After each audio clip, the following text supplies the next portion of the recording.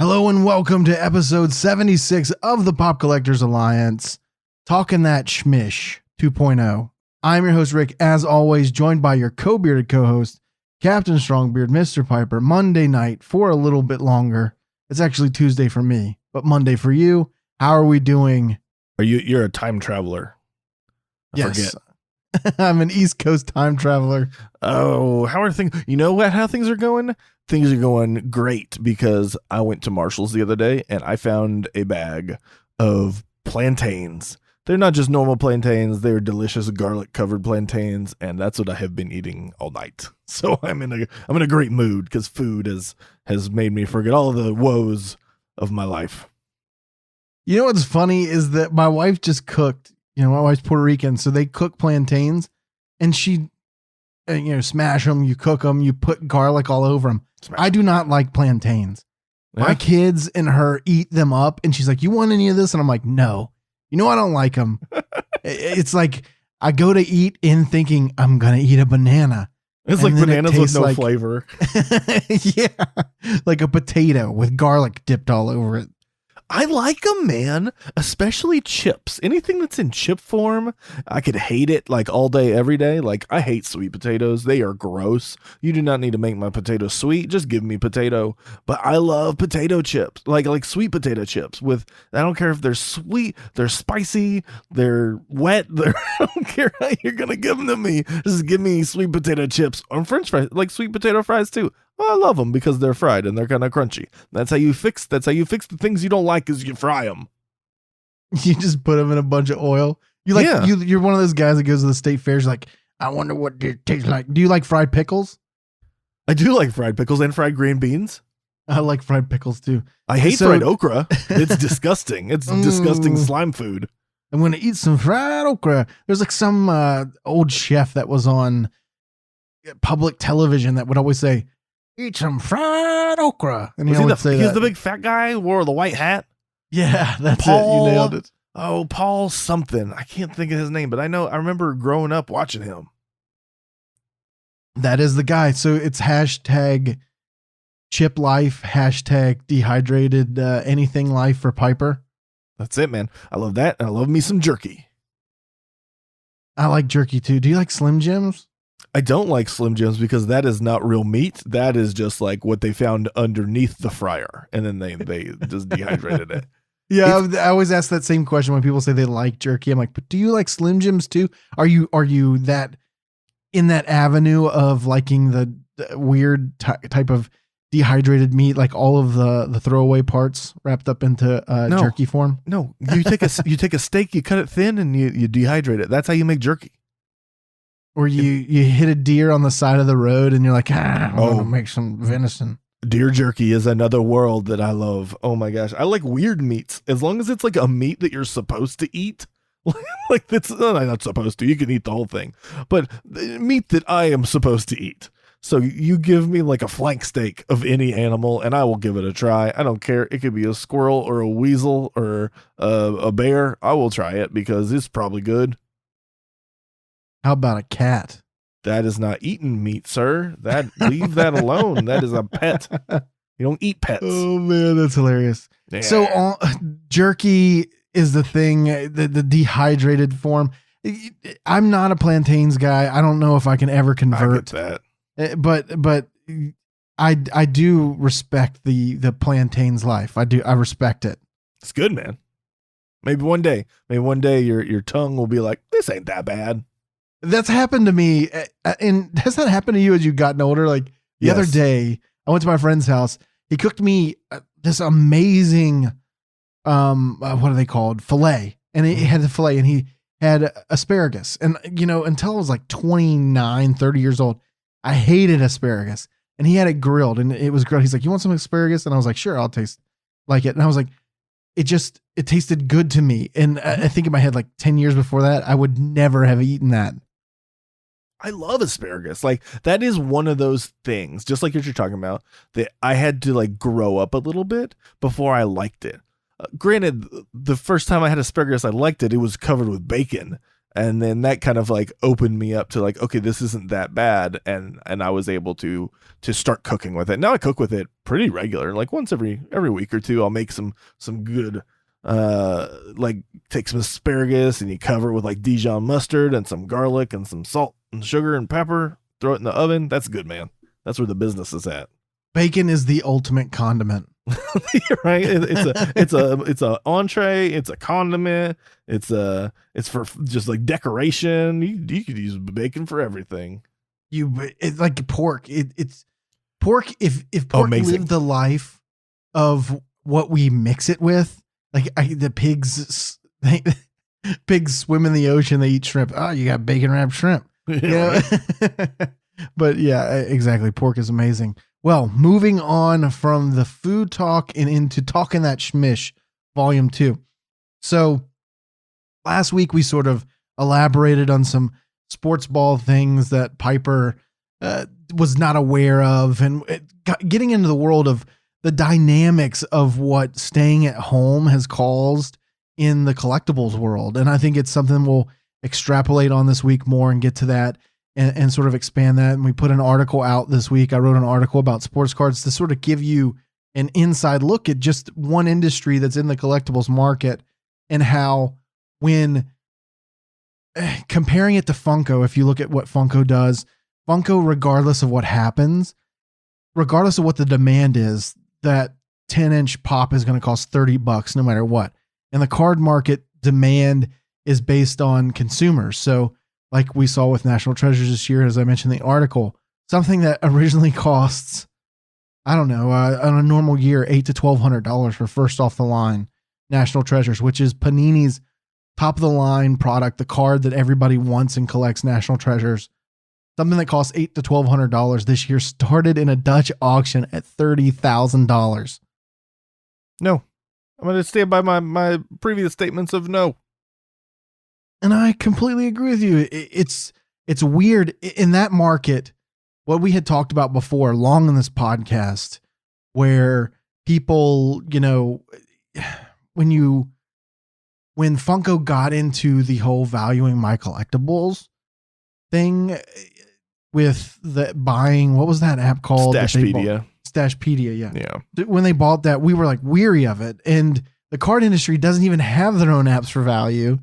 And they rely heavily on like Beckett and other publications within the card industry to pump up sales. So they don't even have to bridge that gap of valuing their own collectibles to be able to increase their value. And some parts of me think that that's kind of grimy to really take advantage of your customers. Well, it is. Well, when you talk about like a global industry controls the value of their product versus one company controlling the value, it does get into a lot like murkier waters. Like, can you imagine that if there was one company that controlled the value of every collectible, like every vinyl toy?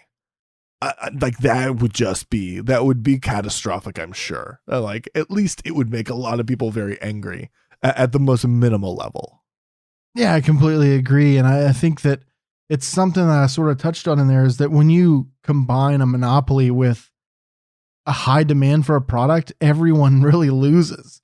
I mean, value goes up for old collectors on certain items. I get that. And that's sort of what's happened. If you don't, go to popcollectorsalliance.com and look for the article. It's the first one there. It's a little basketball with a Supreme hat on it. Well, that's the only way that I could represent the way that we were feeling was basketball guy with a Supreme hat is on his basketball, and it looks like there's fire everywhere because it's a dumpster fire. You nailed it, dude. You perfectly nailed it. So check that article out.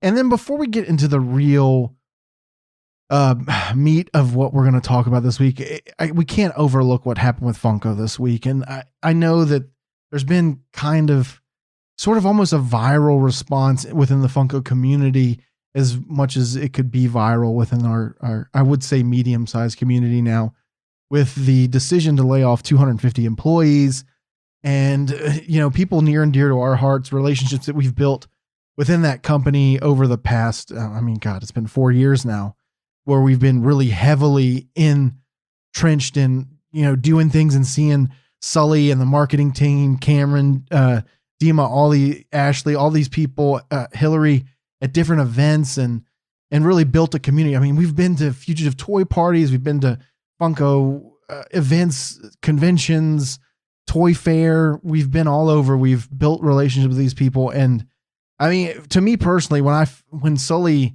announced that he was leaving Funko and that's the decision to lay them off, to me, it really hit me pretty hard. Only because, and Piper and I talked about this, it seems that Funko has, and I'm not trying to complain, but I do feel that, and Piper will elaborate even further too, but I think Funko has become this industry where it's merging with entities like Mattel and Hasbro. They announced this week that they've brought on Hasbro's former executive.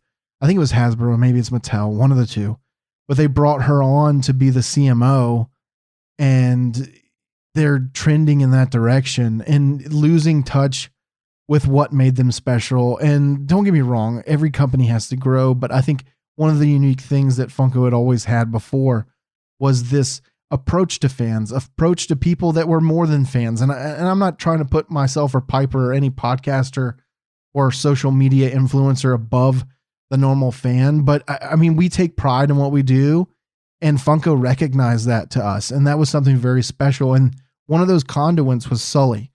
And it hit me to the point where I wanted to say something on Twitter. I wanted to post something in support, reach out. And I think this is my form of media where I feel the most comfortable. I'm not the best writer, and putting things into words on paper isn't my strength, but I would say that, it hit me really hard. And for a lot of collectors, especially the new ones within the last 4 years, Sully has been the face of Funko, even so more so than Mike Becker or Brian Mariotti. And it hurt a little bit. I felt kind of almost betrayed in the sense of, I know tough decisions need to be made in times like this, but also kind of betrayed that they were like, this was our conduit to the fans. Sully, Cameron, Hillary, Dima, all these people, Ashley, they all were sort of out there. They put themselves out there. And even Sully, I mean, I was telling Tiffany and other people, it seemed like every event that we went to, he was there. He was talking to people, engaging with fans, going out of his way to take pictures. Hell, he would be on your podcast if you just asked him. And, Sully, I apologize that it had to end this way. And I know him as a person, he's upbeat, he's positive, he's going to land on his feet. There's going to be something big. I mean, I hope the next thing, whatever that is, if that includes going back to Funko, I don't think it would, but even wherever he lands, he's going to land there. And, from the bottom of my heart, I'm sorry. And it hurt me this week that it happened, but I know that he'll be okay. And if you don't know what he does on the side now with his streams on Mixer, what is his, where can they find him at, Piper? He's on Mixer. I always forget what his name is. McCracken5. There we go. MCCRACKEN, and then the number 5. He plays a little bit of everything on there, and I've been spending a lot of time interacting with him, watching him on the streams, and talking to him through DMs on Twitter and stuff. And I've gotten to the point where I'm close with him. I see him as a personal friend of mine. So it does, like you said, it's almost on the level of it feeling like a betrayal. And I don't want this to be like, I don't want this whole episode to be all super mopey and sad. But it is something that just like, I don't even know. It's hard to put into words because we have invested so much time into Funko. We have really put a lot of faith into them as a company because we built our entire podcast around one product. So that says a lot. I mean, we could have talked about anything. Like, it's just now it's at the point it does feel like where maybe that sense of Funko being a very personable company, one that is very much on the fans level, it kind of feels like that's starting to drift away a little bit. And you say that all companies have to grow. I don't always 100% agree with that. You get to a certain point where you have to make the decision of, are we comfortable doing the thing that we're doing, or do we really want to change? And I think that's the decision they made, was they wanted to change, and they have these ideals of growing into this, giant thing. And that's good for them. I'm happy that that's what they want to do, but that's not always what people want from the companies that they support. They don't always want that. Like me, I'm one of the people I would much rather deal with a small company that has 100 employees and they're producing products I really like. I will support them, live or die. Like, it doesn't matter. Those are the kind of people that I personally like to deal with, and with them making this big jump, it's not, I'm not saying, oh, I hate Funko now, I'm not going to buy any products, because I still am. I like a lot of the new stuff that they're coming out with. I'm totally on board with that, but at the same time, it does hurt, and I don't understand, I think, the mentality there behind, oh, let's get rid of one of the things that really was the outreach to the fans, which was the podcast. They just axed it. Everybody that was involved with that is gone now. I can't put myself in the shoes of whatever executive or board or group made that decision of, hey, this is going to be a good idea if we move in this, what's looking like a lot more corporate direction. I just can't. It's hard for me to fathom that. Yeah, and I completely agree. I just, in closing on that specific topic, I think that Funko has it's an end of an era. And in the sense of not just what it was with fan interaction, but to me, what COVID and this whole pandemic and this approach to everything and how we reacted as a collective country and decisions that were made, and rightfully so, to shut down conventions. But what does that look like coming out of this? And that was the end of the Funko fan meetups, for lack of better terms, considering, the Fugitive Toys meetup. That was the last one that was scheduled for Emerald City Comic-Con. And are we going to ever get that? I don't think that it comes back, because it's hard to do those things. It's hard to dedicate yourself to something where you don't feel that you're always reciprocated.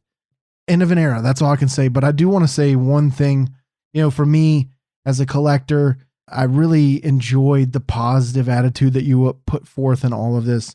And you were always there to help us as a podcast out. So, and I just want to use this platform to thank you and to say that, since we started this up, and our friendship has really grown between me and Piper and you, and everything that you've done for the collectors, and sort of inspired people to be positive, to remain positive. That message has always resonated with me. And while I might get annoyed by someone who's positive all the time, rightfully so, I do think that you are one of the most genuine people that I've ever met. And for that, you've been the face of Funko to me through the last 4 years. I appreciate everything that you've done for us as collectors, us as podcasters, us as even as influencers across the board. You have always been there. You've always opened your arms and been on the podcast, not even our podcast, but everyone else's, did interviews, etc. I can't say it enough. I just want to say thank you, and I wish you the best. And if there's anything that we can do to help, or you want to come on and be on our podcast full time, go ahead and feel free to ring. We won't be mad if there was a third host. We'll leave it that. The host with the most. That's right. But thank you, Sully. And moving on, and this isn't always a negative message. It is, to me, he's going to be fine. That dude will probably be marketing for somebody else big and huge, and going out there and helping people. So I wish him the best. And as we move on to this week's podcast, focusing on sort of what's collectively happening and some of the crazy things. And I wanted to give a disclaimer. You're going to see some sort of emotional outbursts. I'm sure Piper will. He hasn't heard some of the stuff that I'm going to talk about here, but I always feel that it's best to get his reaction live. But sometimes this to me, I think when we started the podcast, Piper, we were like, yeah, the no flip zone. Hey. I had to say the no flip zone. But we started the podcast out with a no flip zone and sort of that mantra. And I think it's morphed into what it is today, right? It's sort of, for lack of better terms, evolved into something that has gotten to the point where we always said, right? And this take Funko out of this, but Funko is a part of it too. Collectors have now found that the industries across the board for collectibles, or anything that you could say where scarcity, and I'm using quotation marks if you can't see me, they create scarcity. That's all I'm going to say. Where that is involved in a product, the secondary market has taken over, and COVID has sort of put this into a powder keg that's at the point where it's like almost like that. I know this is probably a terrible correlation, but maybe you can see what I'm saying, Piper, when I say it's like the housing market in 2008. Like there's all of this inflated value around things. And some of the things this week, it sort of seems like the inflation is to the point where the balloon is in that arcade pop a balloon game. And it's with a little saw, and you keep putting money in, to pop that balloon. Are you trying to say we're about to win a big old grand prize? Yes, we were about to win a sugar daddy worth of arcade tickets. I mean, you get that feeling? I want to pretend that that's not the reality, because I like the idea of the fact that values are going up on things. I'm very excited about that. Like you look at all the fig pin stuff from Emerald City Comic Con that they sold on the website. All that stuff is going for like $200 to $300 right now. That's nice. I like the idea of that. I like the idea of the fact that I have a lot of pops that I'm trying to get rid of because I have been taken over in my room, and I just checked some of the prices online. And for instance, the drag queen Trixie Mattel. Yeah, the one that went up, then re-released, then went down. Where's she at now? $110. So I'm not mad about that. What I am mad about is the fact that these blinders are going to come off at some point. And when we win the arcade balloon game, and there's just like all the bits and doodads flying everywhere, those tickets aren't going to buy us much. They're going to buy us. What are the Razzies or the Razzles? What are those little things? Little soda cans that you foam up in your mouth. You know what I'm talking about? Yeah, that's what we're going to get from the arcade with that. I am never going to financially recover from this.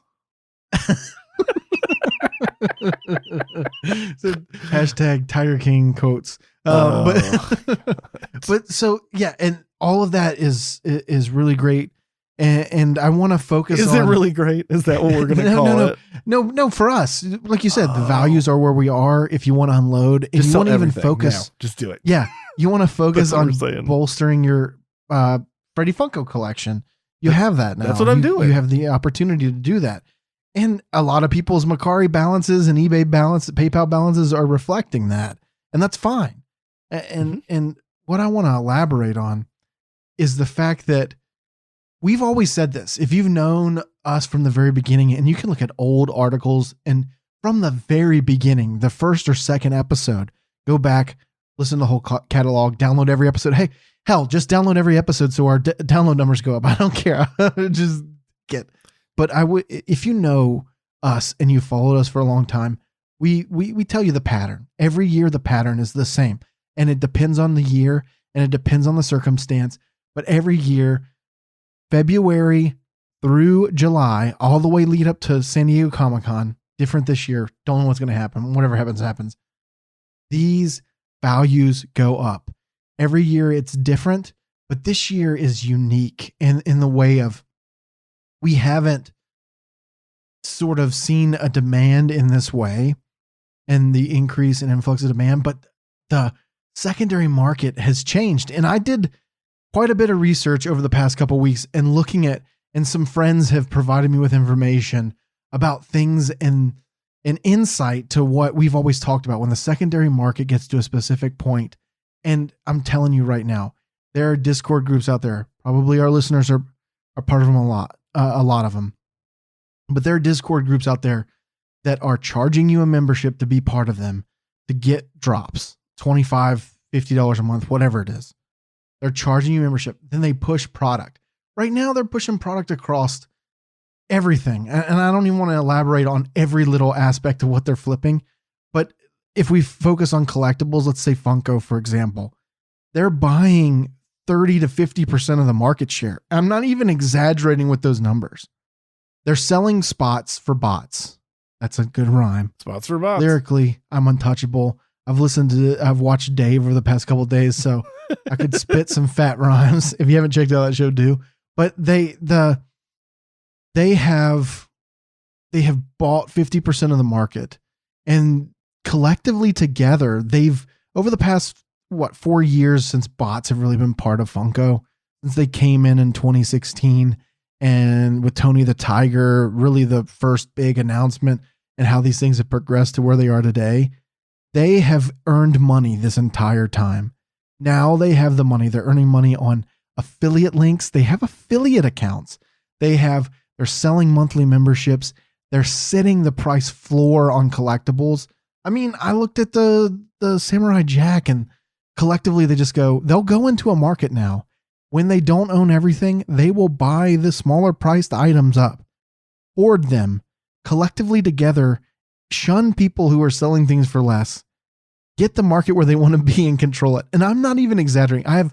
I have proof of this. So what you're saying is this is completely, if they were an actual business, it would be illegal, because it would be like price fixing, essentially.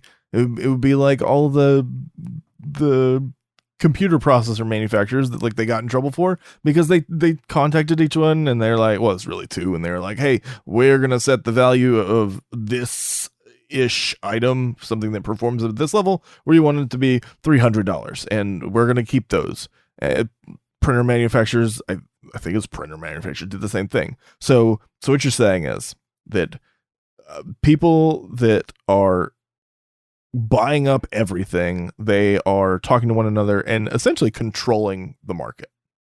Well, that's something we've always talked about, but now they've gained. I can't even talk.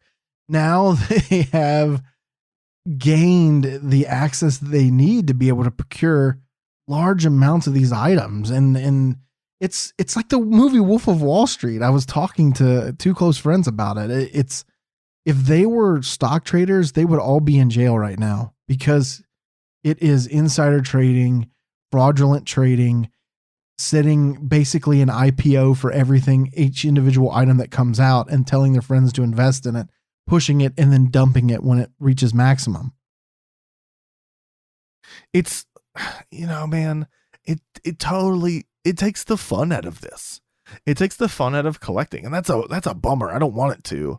And I guess it all comes down to mentality, because if you can't get the things that you want, you either can be angry about it, or you can, kind of on the flip side of that, just kind of resolve to being, you know what, that's fine.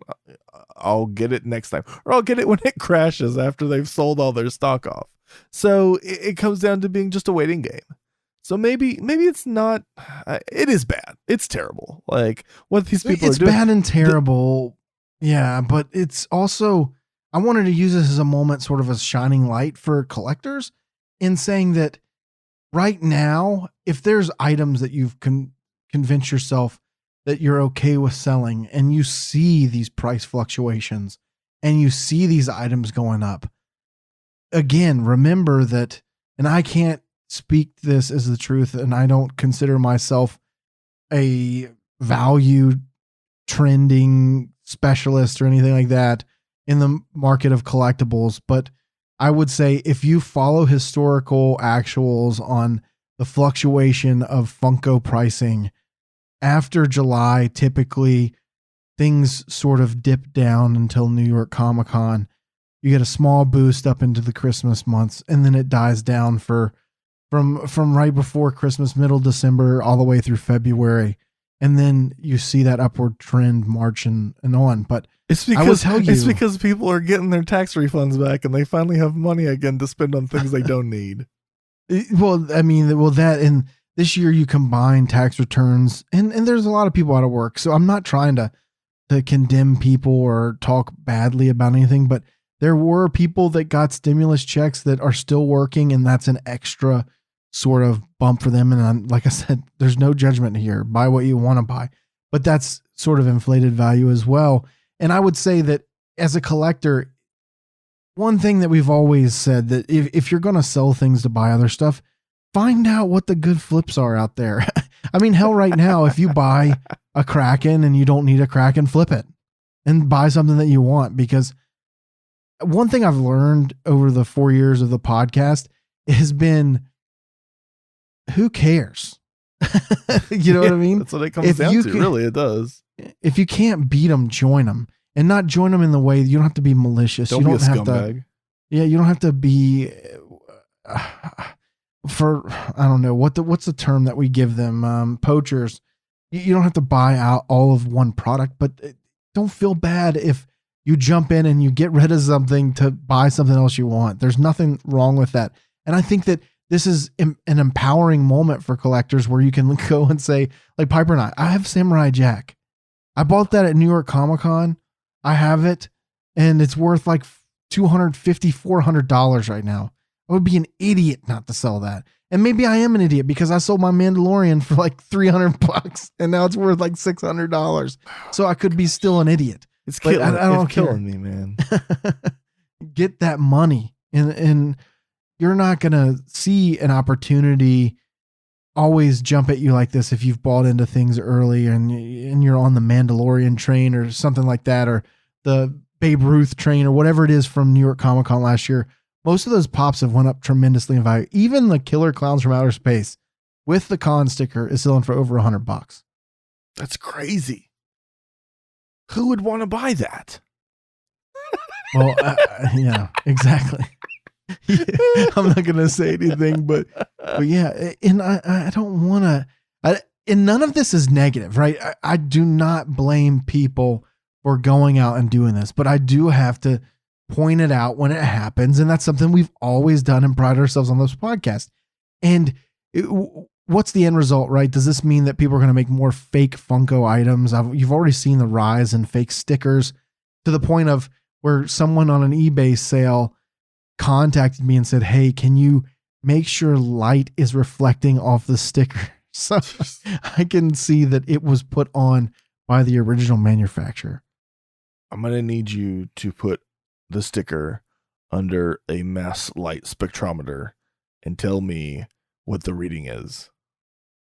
Bro, I want to take pictures next time, and I want to do those 80s style glamour pics with the pop. Like, are you you're gonna wrap like a little tiny bow around it and then cover it in like leopard? Yeah, well, I'm also gonna have my Canadian tuxedo on with my blue jeans jacket, jeans on jeans, my collar popped, with my hair really frizzy out there. I'm gonna blow dry my beard out and put my hand inconspicuously on my chin while I look down or something. I don't know. And then I'll have the pop in the background so they can reference. So like it. Just this main like you, and then the pop's kind of like blurred out in the background. Yeah, exactly. Good. Yeah, that's how you sell stuff on Mercari. It works. Exactly. And that's what I want to ask you. Mm-hmm. Side note. I see these posts on Facebook where people are like, oh, this guy sold like 15 of this fake item. How does Mercari not kick that person off?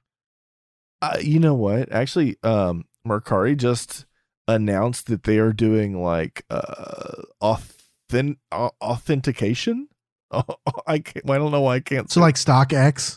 Kind of. I don't know how they're going to be doing it though. But with StockX, StockX does a terrible thing, right? They're garbage. Yeah, they are ship to them, and then they ship to the person. Like, is there like a guy? He's like, well, just got here today, first day of work. I'm really happy to be here. And they're like, we got you on the authentication station. Oh, good. more rhyming. And he's like, man, I work at the authentication station. And then all of these random items come in and they have to authenticate them. It's like, things that you would not think that would need authentication that are sold on StockX, like basketball cards. Yeah. You have to send the hobby box to them, and it takes like 3 weeks. Yeah, it's this elderly hillbilly is like, yep, it's a tennis shoe, and then he just sends it off. Somebody said, I don't know how true this is, but StockX will actually buy up some of the inventory and then hold on to it, and then they will then they'll put it up for sale in their own accounts, and they will like put it up for like crazy amounts of money because now they have all the inventory of like, I don't know, some specific basketball shoe or something like that. I don't know. But so they're like the galactic toys kind of the sneaker world. Man. It's that's wild to think that, oh yeah, I don't know. I don't trust that nonsense. But I don't think you have to do that with Mercari. I think it's a matter of taking like photographs and then them verifying that it's authentic. So I don't know. I just got an email about it one day. I've never looked into it. I don't know how it works. I just know that it exists, maybe or maybe not. Yeah, possibly. Who knows? I don't know enough about StockX, but I did review when I was looking at products in there, their authentication process, and I just laughed. It's sort of like the Fig Pen app process. Like, you get the Fig Pen in and you take it out the box, you get the serial number and you put it in the app. Then you ask your friends to boost it up, and that's what it's all about. Now it's worth $100. Yeah, I mean, it doesn't add value to the item. No. That's the thing. What would be great for Fig Pen is if they could actually tie that into a value. Because right now everyone's like, hey guys, I got a Fig Pen. It's the #1 release. It's #1, guys. It's serious. And then they're like selling it and they're like, it's #1. And then it sells for less than the average Fig Pen sells for. It doesn't do anything to value. I know some people care about it. Some people honestly do. And that's good for those people. Not me. I just want the pen. If it's something I want, you give it to me. And then I got it. And I'm happy. Now, But wait 1 second. What? Tell me what you think about my reverse Fig Pen theory. And this is what I was thinking about today when I was thinking about the episode. We are all over the place today. No, this is all about the hype beast and value. We're tying this all together about value. Okay. How about you take my approach to it now? Yes. I'm not unlocking crap. And then I'm going to be the guy that's like, look at my unlocked Fig Pen. It hasn't even been entered into the app, bro. This is a 1 of 1. You're number 500 of 500. Yeah. Oh. Like you take that approach, you don't unlock it. So it's like, it's this untouched gem that you have to take the Fig Pens out to unlock them. Yes. You cannot see the serial number from the back. Correct. So technically my box is unopened, bro. And I haven't entered it. It is a pristine, untarnished Fig Pen. Now, since you brought up boosting on Fig Pens, I do think that once they get their battle system together and that gets released, I think that the Fig Pens with the super high scores, they will matter. So if you get first to unlock, if you get, from the first release series, if you get all this stuff, that all contributes to your Fig Pen score. So once this battle system starts, especially if they start to do like tournaments for like prizes and stuff, heck yeah, dude, all that stuff is going to matter. And all the value of those super rare like APs and the ones that have been boosted to level 100 and all this other stuff, like those are going to matter. That will 100% matter if there is some kind of like if there is a reason for it to matter. But right now, like, I mean, unless you're just like one of these guys, it's just like, oh, I gotta have the best of everything. I gotta get all 5 of the artist proofs for this Fig Pen. Those are the people that it's gonna matter in value to. But I mean, everyone else, it's like, I don't care. I think it's like the episode of South Park with the underpants gnomes. Oh yeah. Yeah, Fig Pens. Step 1, collect the Fig Pens. Step 2, step 3, profit. That's it. But no, I do want to say this about the Fig Pen nonsense. I feel that whole first to unlock, that is BS, dude. That is stupid. It is terrible. And I don't even care if I hurt anyone's feelings about this, because what if you're Wayne Clark that lives in you live next Maine. door to the Fig Pen? Well, yeah, no, I'm talking about the far end of it. Okay, like, yeah. You live in Maine and you're like 450th to unlock because there's people who hasn't even got their Emerald City Comic-Con fig pins yet, which I did already, and they haven't. So when are they going to get them? And they're going to be like 500th to unlock. Yeah. Yeah. If you're not close or you're not getting it at a con, like the first day, you're the first person in line. And then once you not even get, there's already like 8 of them unlocked and you're the very first yeah, person no, in it's line. always like that. You're like, hey, how does this work? Come on now, guys. So, I mean, it's a weird situation. That's for sure. It just, to me, if it's not fully transparent and it's this whole mechanism behind the beast of unlocking and boosting, because you get to boost early, you get to unlock early, you get all of this stuff. It could be manipulated by people, man. They get people on the inside like a nerdy dad. They got a mole somewhere releasing stuff. So, I mean, and then they're getting fig pins early, and it's a whole like cross manipulation of the system. But I do think it is unique. I do think that people do enjoy it. So I'm going to knock it. You guys can laugh at me and call me stupid. I really don't care. It's just, I think that right now in the maturity of the product, it's almost comical sometimes to see that whole dynamic roll through, because it holds no value yet. So prove me wrong, Figpin, and I'll gladly apologize. I hope they prove you wrong. I'm excited for what the kind of like trajectory that they're moving on right now. I think there's a lot of potential. So I do. And they do have a great staff of people. Oh my gosh. And we've always said that. They have a great staff. I love everybody that I've met that works there. They're just so nice. Yeah, and don't get me wrong, I'm not really dissing you, Figpin. I'm sure you have some master plan, but you can't fault me for taking shots, because I will always do that. But speaking of value and things that we've talked about, what this could add to the dynamic, it's something we've always talked about, Funko. If you could just put an authentication sticker on your pops, you could solve the whole entire issue of fake and non-fake and what is real and isn't real. There's no doubt in my mind, I know when I'm getting an authentic fig pin. There is no doubt. Mm-hmm. And yes, they started at the beginning. But hey, Funko, you just fired 250 people so you can reappropriate funds to making your product better for your customer. So, do something. I mean, if I'm buying a shirt from WWE, if I'm buying a baseball, figure, if I'm buying a hat for a basketball team, right? I know. I look at that label, I can see that there's a holographic sticker. Sometimes there's a serial number. Sometimes there's a print number. I know for sure that this thing is 95% real. And granted, you can fake that stuff, but it's really, really hard to accurately fake one of those holograms. Baseball does that. You're right. Baseball does it for all of their products. Everybody does. I bet you it doesn't cost that much money. Not when you're doing it in mass like that. I mean, okay, Funko's releasing 50,000 of something. Okay, if you're going to buy 50,000 stickers, it's not going to cost you that much more in the factory to tell them slap this second sticker on, because they're already slapping on Hot Topic stickers. Just slap on one more sticker on the bottom. I mean, they did it with like the Pop Life stickers, the Funkos from Asia.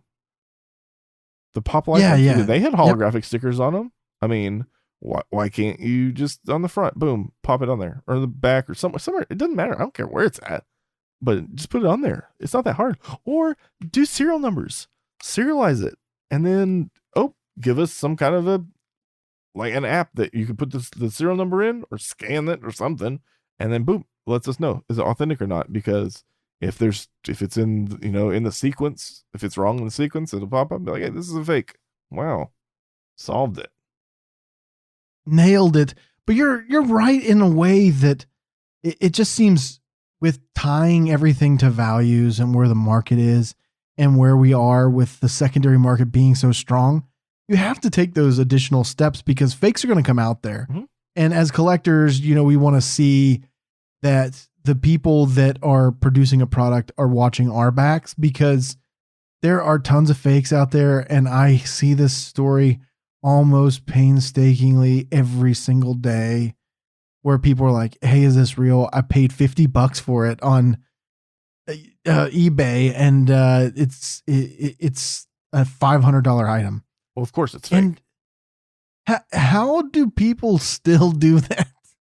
Well, I mean, how many emails do we get every week or messages on Facebook, on our Facebook account, asking us to authenticate something? Because we do a good job of it. I mean, between my collection, your collection, and everybody that helps us on the website, all of our collections, we have a big, huge chunk of what Funko has released. And plus, we know the things to look for. So we are pretty capable at it. And I think we've had a good success rate. It just happens time and time again. And I have to be nice about it when I'm responding to these people, but I'm just like, in my head, I'm like, oh, please don't be a dummy. Don't waste your money on stuff that you know that you're buying from China. Don't waste your money on something that you know should be a $300 pop and you're paying $20 for it. You're throwing $20 away. I mean, you got a thing still. At least you got the thing. I mean, it's not the real one, but I mean, at least you got it. So it baffles me. Well, and some people don't care, right? They buy the fakes. They really some don't people care. Are fine with it. Yeah. And people that are like, oh, I'm not going to spend, $3,000 on PA Vegeta. I'm fine with the fake. Well, one, don't support people that are selling fakes. I mean, counterfeiting is against the law. You can't go buy a fake handbag. You can get in trouble for it. I don't know if it's a ticket. Unless you're located in China. Well, I'm saying if you're in the States here, I mean, that's a really big thing in New York. You got people selling like handbags and stuff on the sidewalk. The cops will, I don't know if they arrest you or just give you a ticket or what. So if you find somebody that looks like Danny DeVito and they want to sell you Funko Pops and they're sitting barefoot in a storage unit telling you, oh, these are legit. If they start off a sentence with "these are legit," they are not legit, and you need to walk away. Yeah, exactly. And if you see China listed on anything on eBay and the price is dramatically lower than everything else, it is not real. It is not real. End of sentence. End of story. End of buying things from China. Stop buying things straight from China. Because it doesn't matter. It's not even talking about Funko. It could literally be anything, right? My wife, she's real big into rocks, right? She likes crystals and stuff like that because she's like a witch. And she ordered some stuff. I don't know if she bought off Wish or what, but they were rocks, right? So she got them in. Some of them were like plastic. Some of them were obviously synthetic. I mean, they're still stones, but they're like lab created stones. And they're not even like hard to acquire stones. It could be like quartz crystals and they were fake. So you could look at them and see they just didn't look natural. So, I mean, it doesn't matter what you're getting if it's straight from China. The culture there of producing knockoffs is just so rampant that if you buy anything, it's almost, I would wager a finger. Like if I was wrong, you could chop my finger off. But you know what? I'm that confident that I'm knowing that you buying something straight from China, it's not going to be real. It's just not. Dear Facebook, a letter from Rick. Please stop putting Wish products that are of the adult nature in my Facebook news feed. I do not understand why I need a sex swing. And I do not understand why I need adult male erotica products. And with the most obviously terrible advertisements associated with them. And they just pop up all the time. Do you get those? Oh my gosh. I have been so tempted to buy some of them just so that I can see what they're like. It's the best one ever. It's bad. Hold on. Dude, it's comical. I'll tell you that. The best one ever. It was, we may have to edit this out of the podcast, but it was. Try to put it in the easiest PG-13 way that you can. It's a piece of rubber that you slide into it's for men, and you put it in your pocket. Nope, you slide it into your underwear in the front area, and it makes it look. It accentuates your your dude, I saw village. that too. Oh my And I god. was just like, this is going to end poorly for this man who is buying this in a number of ways, all of which are comical. Because just don't do it, guy. No, I mean, there has to be people buying that stuff, right? Otherwise, they wouldn't be making it. Otherwise, they're not marketing it. Yeah. Oh my gosh, it scares me a little bit. I'm gonna walk around with this and look like I'm an elephant. But then, at the end of the day, surprise. Oh my goodness. Yeah, and those ads always come up. So yes, a little bit of a side story there, but still, I mean, yeah, Facebook, dear Facebook, stop it. And if it comes from China and it is a collectible and it's less valuable than all the other items that are sold at a higher price, don't buy it. That's it. So to recap today's episode, we want to say thank you to Sully. Don't buy things from China. And always brush your teeth every day. Every day. And then also don't get discouraged about the secondary market. Use the secondary market to your benefit, right? We talk that smish. That's what we do. We put people on blast that are doing this. Yes, we don't like that people scalp and inflate values, and we think that these things could lead to bad areas down the road. But just know, ebbs and flows of the price in Funko. The beginning of the year, this half of the year is always that climb in value. It is accentuated by the situation that we are in, because you can create your own economy that sort of works in a cycle over and over again, where you sell things and the value increases and you can buy them for less and sell them for more. It happens. But if you have items that are valuable that you're comfortable with selling, use this time to reassess your collection and say, I want to consolidate, or there's expensive pieces in the line that I want, or there's an expensive line I want to start. And then use the values to your benefit as collectors. And, you know, with everything else we said today, it's something for collectors to use all negative items to your benefit. There's a lot of negativity in the world. We want to stay as positive as possible. I know in this podcast, we're not always positive, but we like to keep things real too. So I want to give a special thank you out to all of our patron members. We have a patron. All of our patrons for supporting us through this time. I know it's been a struggle for some. We've really come together in Patreon, Discord, all of that. There's some exciting things to come, especially coming out of all of this. You guys will begin to reap the benefits for the Patreon tiers that are in, the $50 tier. Your boxes will be shipped this weekend. I know I've sort of held out on that. I know that I have a fan of the week. I've sort of held off of shipping things. I wasn't comfortable with it at the time. I didn't want to be responsible. I think we've come to the point where, it's risks. There's people in the street right now. So you're going to get your boxes this weekend. We're going to talk about bolstering this. You're going to see a lot of updates in the weeks coming. I want to thank you to Piper for doing an amazing job on the website. Yeah. It is top notch. It is next level. And you guys all go and check that out. Bolster our traffic and click on all the ads so that we make so much money. Yeah. Oh my gosh. There's a bunch of new stuff on the website, and we're rolling out a lot of things that are coming up in the very near future. We got some new people that are coming on that are helping us, so it's going to be kept very up to date. We got new stuff that's rolling out for patrons only, and we'll post about it on our Facebook and Instagram, and you're going to be jealous, and you're going to need to sign up and become a patron so you can take advantage of the cool things and maybe some surprises in the very near future. So just keep an eye out.